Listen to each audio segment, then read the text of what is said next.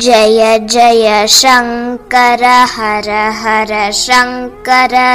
தெய்வத்தின் குரல் 5ஆம் பகுதி. விமரிசையாக விழா கொண்டாடுக.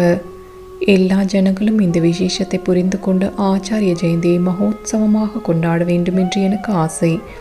அவர் பெயரை சொல்லிக்கொண்டு பிழைப்பதனாலோ என்னவோ அத்தனை ஜெயந்திகளை விடவும் விசேஷமாக அவை எல்லாவற்றையும் தக்கி நிற்க செய்த இந்த ஜெயந்தியை கொண்டாட வேண்டும் என்று எனக்கு இருக்கிறது.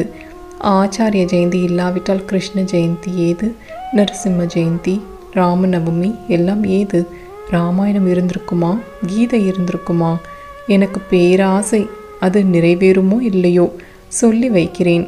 சங்கர ஜெயந்தி என்று எங்கே நடந்தாலும் அங்கே ஜனங்கள் படையெடுத்து போய் பிரசாத விநியோகத்தை அசாத்தியமாக்கிவிட வேண்டும் என்று பேராசை. இதை நான் சொல்லிக்கொண்டே போனால் என்றைக்காவது நிறைவேறாதா? இதற்காக கொண்டாடணும் என்றால் கொண்டாட்டத்தால் அவருக்கு ஆக வேண்டியது ஒன்றுமில்லை. நமக்கே தான் ஸ்ரேயஸ். அவரை ஸ்மரிக்கிற புண்ணியம் ஏற்பட்டு சித்தமலம் போகும்.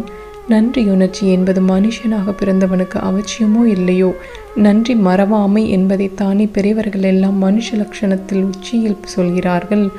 ஆகையால் நமக்கு இடைக்காலத்தில் அடைப்பட்டு போன மோட்ச மார்க்கத்தை மறுபடியும் திறந்துவிட்டு சனாதன தர்மத்தை புத்துயிரூட்டி கொடுத்து சிவராத்திரி என்றும் ஸ்ரீ ஜெயந்தி என்றும் ராமநவமி என்றும் பண்டிகைகள் கொண்டாடும் ஆனந்தத்தை கொடுத்தவரிடம் நன்றிக்கு அடையாளமாக அவருடைய ஜெயந்தியை பண்டிகைகளெல்லாம் பெரிய பண்டிகையாக கொண்டாட வேண்டியது நியாயம்தானே?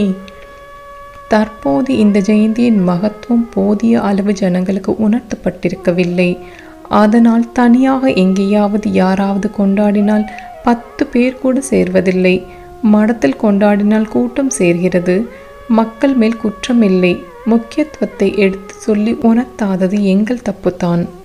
ஆழ்வார்களுக்கும் ராமானுஜர், தேசிகர், மணவாள மாமுனிகள் முதலானவர்களுக்கும் பெருமாள் கோவில்களில் பிம்பம் இருக்கிறது. ஸ்ரீ வைஷ்ணவர்களுக்கு மதாபிமானமும் நிறைய இருப்பதால் அந்த பெரியவர்களுடைய அவதார தினங்களில் ஆலய பிம்பங்களுக்கு விசேஷ பூஜை, புறப்பாடு, சாத்துப்படி என்று விமர்சையாக பண்ணுகிறார்கள். அப்பர், சுந்தரர் முதலான 63 நாயன்மார்களுக்கும் உமாபதி, சிவம் முதலிய சைவ சமயாச்சாரியார்களுக்கும் இதே போல ஈஸ்வரன் கோவிலில் பிம்பங்கள் இருப்பதால் அவர்களுக்கும் விழா நடந்து விடுகிறது.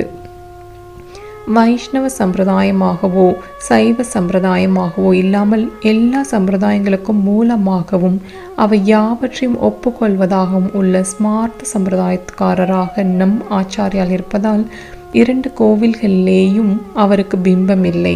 வைதிக பூஜை உள்ளதாகவோ அவரால் யந்திர பிரதிஷ்டை போன்ற ஏதோ ஒன்று செய்யப்பட்டு அவருடைய விசேஷ சம்பந்தம் உள்ளதாகவோ இருக்கிற ஒரு சில கோவில்களில் மாத்திரம்தான் ஆச்சாரிய பிம்பம் இருக்கிறது. ஜெய ஜெய சங்கர ஹர ஹர சங்கர.